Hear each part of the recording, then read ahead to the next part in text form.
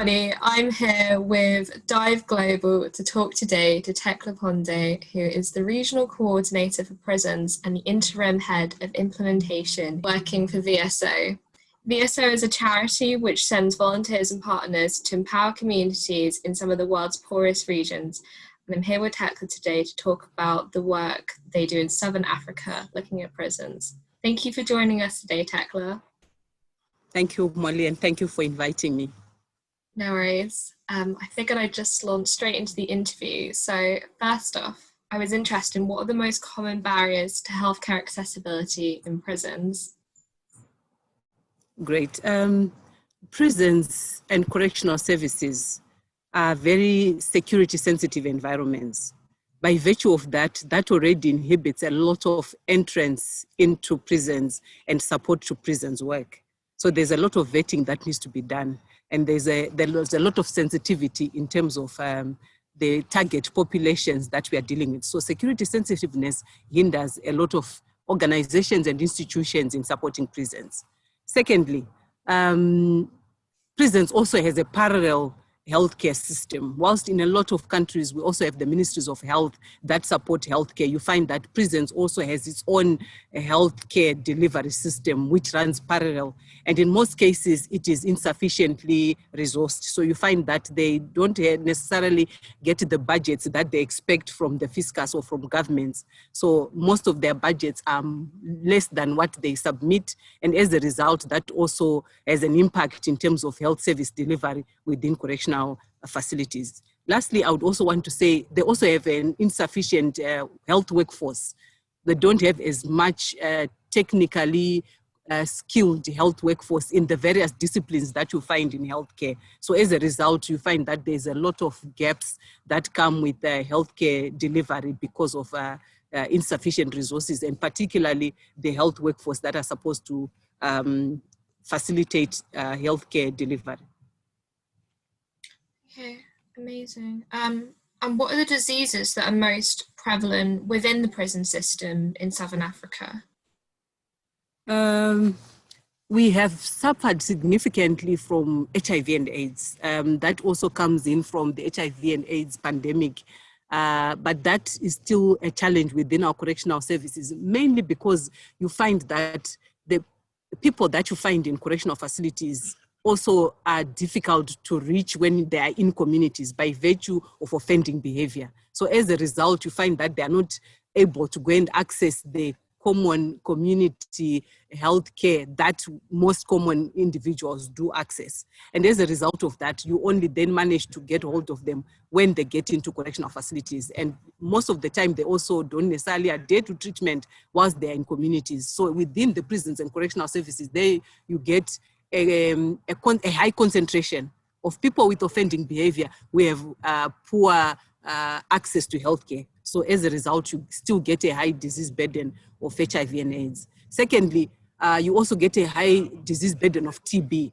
TB is very prevalent by virtue of the fact that they are in confined spaces. You have a large number of people in confined spaces and whose also healthcare systems, sometimes also in terms of looking for facilities for isolation, that becomes another challenge. So TB prevalence is quite high in most of our correctional services. We also have skin-related infections. Sometimes we have challenges around medication, around even water. So you find skin infections, waterborne disease-related diseases like cholera. You also get some cholera there. We do get also malnutrition, adult malnutrition by virtue of the diet that is made available. And now also, we also have the COVID-19 pandemic also impacting on prisons. So those are main diseases that you get within correctional facilities and prisons. That's really interesting. It sounds like there's a really wide variety of diseases that are present in prisons. I was wondering what sort of programs and in particular peer support schemes does VSO run to support prisoners and what the general aims are of these? Yeah, we do have a number of programs that we are running within these prisons and correctional facilities. Maybe let me just also distinguish between the two. Some within the countries that we implement, some call them prisons, some call them correctional facilities. So we just use the names interchangeably. But in terms of programs, first and foremost, prison population is not a homogeneous group. So we segregate according to age and also according to gender. So you find that for adolescents and youths and also women, we do a lot of sexual reproductive health and rights programs, especially as we look at adolescents, young people, or women. We are also doing HIV and AIDS programming, as I have said, because the prevalence is quite high. So we are running HIV and AIDS and TB awareness programs, and we also do a lot of referrals so that inmates can be treated and inmates can be diagnosed early and can be put on medication. Again, because prisons and correctional services is a very high stressful environment, incarceration on its own brings a lot of stress and a lot of challenges that come with harsh living conditions. So we do a lot of psychosocial support programs, resilience building, to enable these people who come into prisons to acclimatize to the environment and to be able to cope with the shocks and stresses that come with imprisonment. We also do a lot of cell-based care. As I alluded earlier, sometimes the health workforce is limited. So we do a lot of peer-to-peer support programs. We train peer educators to be part of the health workforce so that they can work with fellow inmates in terms of support, in terms of the cell-based care that I'm talking about. We do have sometimes inmates that may be bedridden, and so when they're in the cells, they need support to be able, at least bed baths, making sure that they take their medication on time, and just giving the general support that is required, which under normal circumstances would be home-based care, and relatives will be able to provide that kind of support. So we do cell-based care. We also do a lot of support groups to provide fellow inmates with support, especially the peer-to-peer interventions where other inmates can provide the support that is necessary. Again, we do rehabilitation programs. We find that a lot of inmates offend because they don't have sufficient skills that they can make use of to be able to generate income, support families, and support themselves. So some of our rehabilitation programs that speak to skills training, income generating activities can support that aspect so that when they get into communities, they have skills that they can use to be able to look after their families and integrate successfully within the community. So we have a lot of skills enhancement, certification programs that come with part of our programs. And lastly, we also do a lot of advocacy for the rights of inmates. This is key in terms of all the work that we do, because at the end of the day, we want to see the rights of the inmates being upheld. And so we do a lot of social accountability, interface meetings, and look at key advocacy issues that can hopefully improve the rights of the inmates that we are advocating for. That's incredible. Just the really wide-ranging number of programs that VSO run in terms of prisons is absolutely amazing. I'd like to touch a bit more on the peer educator scheme. And I was wondering, why do you think the use of peer educators in the prison healthcare system is so important, and what are the successes of it?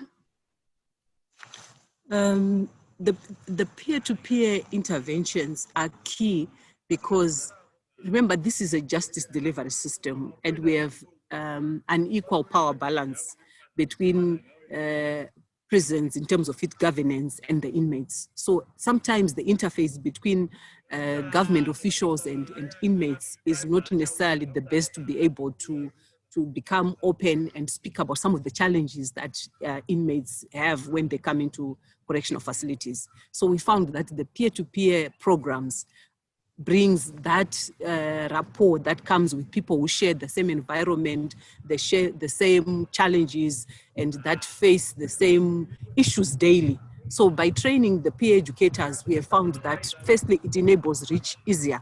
Inmates are able to speak to each other at a very casual way. And that way they're able to provide information and get information and provide the necessary support. Secondly, because we have trained them with the right information, they're able to provide inmates with the issues that they need to address, especially issues around testing, for example. We promote a lot of HIV testing when they get into prison and correctional services, and to demystify testing. And even if they have a positive result, to be able to accept the positive results and live with that positive results in a way that continues to sustain them within the environment in which they are living in. We also ensure that through the peer education program, if an inmate tests positive, for example, they are then able to liaise with the prison official so that their partners outside the facilities can also be encouraged to test so that they too can go on medication. So you find the peer-to-peer program enables that rapport that comes with people living within the same environment. Secondly, it creates a good referral system. Sometimes things happen in the cells and inmate can get unwell in the cell. So it is the role of the peer educators to then inform the health workforce or the nurses, the clinicians to be able to support that inmate. They are also championing the cell-based care that I've talked about. We have trained them in terms of how do you do bed baths, how do you ensure the environment that you are in is hygienic. We have given them sufficient HIV, TB information so that they provide correct information. Now we have also trained them on COVID mitigation measures and how they can also identify some of the things that can happen that can create risk as far as COVID transmission is concerned. So you find that they become the extended workforce that is currently missing within some of the correctional facilities, and they play that gap of being a volunteer workforce at the same time provided the critical skills and information and referrals that is required. So they even take some of the fellow inmates. Some are hesitant to go to clinics. So you find that through the peer education programs, they are referred to the clinics, they take them there, they support them through the medication process, and they also run the support groups so that the support groups are not just run by inexperienced inmates, but inmates who have information, and they can also bring various resource persons to address some of the inmates that may have various challenges to be addressed. So the peer-to-peer intervention, we have found it to be very effective. In fact, in some of our correctional facilities, they have recorded that the disease burden is reduced significantly as a result of our peer educators. And interestingly, the peer educators themselves, because they are inmates, when they have left prisons, we have had some of our peer educators being employed as in some of the health facilities because they have become so effective in terms of how the interface between community and the healthcare providers. And aside from that, we have also seen that the correctional facilities themselves have improved significantly through the interface meetings, the local advocacy that they do where they find challenges that need to be addressed. Those challenges have been addressed as a result of that. And so we believe that the peer-to-peer interventions are powerful, they are successful, and they work especially within the confines environment because they can continuously monitor, support, and give that added support that is required within their cells or within their correctional facility. That's amazing. You previously talked about nutrition being one of the key areas that VSO works on in prisons. Just for people who might not know, what's the importance of nutrition in prison systems, and how does this prevent ill health and worsening the impact of more serious diseases? Nutrition has been, from our end, we have addressed it, as you have correctly said, from a health angle. And we have what the correctional services are able to put on the plate for the inmates. And you find most of the time it's very basic food that you find. You have a starch and sometimes just a vegetable. And precisely that is it. You hardly get animal protein on the plate. If you do get vegetable protein, you get your beans, but that is as far as it goes. Some of the correctional facilities, you can get fish matemba, those little, the little type of fish to be able to augment the protein. But in most of our facilities, that is lacking. And sometimes we've had our southern region where we are, we've had a lot of droughts. So that has also brought food insecurity, even in terms of the basics. So because of that, we have been advantaged in that through some of the support that we've received from various donors, we've been able to provide irrigation equipment to some of the farm prisons to augment production of food. And that has been critical so that those inmates that have specific malnutrition problems can get into a feeding program. That is really the objective, to address malnutrition. And we have seen that it works because it's a sustainable way of assisting the correctional facilities. It's not a once-off donation. It's a way that capacitates the farm prisons to continuously produce. And because of that, we have seen a reduction in malnutrition for those prisons that we have supported. We have also seen inmates being trained. It works both ways in terms of rehabilitation, in terms of skilling as well, because it is the same inmates that are now being taught in terms of production of some of these various vegetables that they can produce. At the same time, we are also providing supplementary food. We have also done a lot of other projects like chicken rearing, egg production, so that we add that added protein that is required on the plate. So there is still need for a lot more to be done in terms of our provision of nutrition, but we have done also a lot of income generating projects that we are promoting within the correctional facilities so that they can then augment the nutrition that is required. It's not sometimes also an issue of just nutrition deficiency, but we also get prisoners of foreign nationalities who don't necessarily eat the same food. And because of that, the challenges that come also with insufficient food or the wrong type of food, because that is not what their staple food is about. So you find that in the end, they may also get into adult malnutrition because of the food that is available. So those are some of the interventions that we are making, but we do come up with more sustainable. We prefer the more sustainable way of support in terms of nutrition, so that the prisons can then continue providing them the added food because of those kind of support. And maybe I can also add that we have also suffered in the region cyclones, and some of these have also destroyed some of the crops that the farm prisons have produced. So again, issues around malnutrition and food support and food insecurity are key in some of our correctional facilities, which we need continuously to address. That's so interesting. In correctional facilities, I know you said VSO do a lot of work looking at advocacy. So I wanted to know what sort of work in terms of nutrition do VSO carry out to allow prisoners to advocate for their health right, in terms of like creating two-way conversations with staff over what food they might need? Our advocacy is slightly different from the nature of advocacy that you find in some of these institutions. We do a lot of soft advocacy because we also have to guard our implementation space very carefully, because this is a space where you have a right to enter, or you are barred from entering. So we need to be able to work with the correctional services together to find amicable solutions on how we can improve some of these aspects. So in terms of advocacy, we work with various bodies within different countries. We have organizations that we have mobilized, we have supported in mobilizing.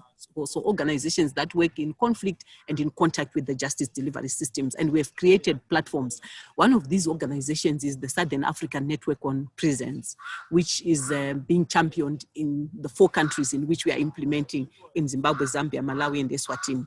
And advocacy platforms that we talk about issues around creating more budget lines for the prisons and correctional services, adding to the fiscus, and ensuring that there are sufficient funds that are being given to the government so that they can ensure food security. And then malnutrition is really a symptom to a deeper problem. So we are trying to address that issue. How do we ensure that? How do we advocate for health financing within correctional services, so that if they do get sufficient funds, then they'll be able to address some of these things that come in terms of insufficient food or food insecurity. So that is really what we are doing. And we are working with these organizations so that we interface with our prisons and correctional services and the Ministry of Justice or Home Affairs, where some of these correctional facilities sit, because they are departments within a broader ministry. So we need also to interface with the various ministries to ensure that they are also making available services that support our prisons and correctional services. As you said, VSO do a lot of work in preparing prisoners for life outside of the prison as well. I'd love to learn a bit more about the sort of work that VSO does. I think you do some work in developing livelihood skills and providing vocational training. Correct. VSO is coming up with ex-prisoner associations. So we are supporting ex-prisoners to come up with associations, and these associations are done in communities. So we are also working with communities to be able to support ex-prisoners. So this is one rehabilitation and reintegration strategy that we are working with, so that as they work within various communities in associations, firstly, the associations become advocacy platforms, the associations become reintegration platforms, and the associations also are support groups that enables ex-inmates to deal with issues around stigma, discrimination. So you find that we have a multi-dimensional approach to reintegration, if you can put it that way, so that we have a more holistic way of ensuring that we support our ex-prisoners sufficiently for them to be rehabilitated and reintegrated. Mm-hmm. Can you tell me more about the support groups that VSO does in terms of community-based groups of ex-offenders? The support groups, we are championing ex-prisoners to come into groups of not less than 15. So these groups are then registered as cooperatives or as associations. And within that, we do, first and foremost, we look at empowering them in terms of soft skills and empowering them in terms of hard skills, and sometimes even giving them income generating activities. So you find that support is just not even in terms of just psychosocial. It's support in terms of psychological, spiritual, and practical, and empowerment is on its own, so that the support goes beyond the individual. It goes even into their communities, into their families, so that as they get into families, they're sufficiently empowered to support their families, to support even the communities in which they are. I want to give you an example. We have a very vibrant ex-prison association in Zambia. This ex-prison association eventually brought its family members. So even the bookkeeper for that association is one of the children of the ex-inmates who actually went to school and did bookkeeping. The wives are also taking part in bringing in some of the skills that they require to run the income generating projects. And now they're such a vibrant institution within that community, and they're offering services to the community. So it ceases now to be just support to the individual, but it's support to the family and support to the community. That is the model that we are working with. That's really interesting. I hadn't really considered before the impact that prisoners have on their community, and how helping one person or a few people can have so many wider benefits. I think we may have just had a technical issue there, and Teclah has just dropped off, but I wanted to finish this interview just to saying a big thank you to Teclah for taking the time to talk to us to dive today about the amazing work that VSO are doing in prisons in Southern Africa.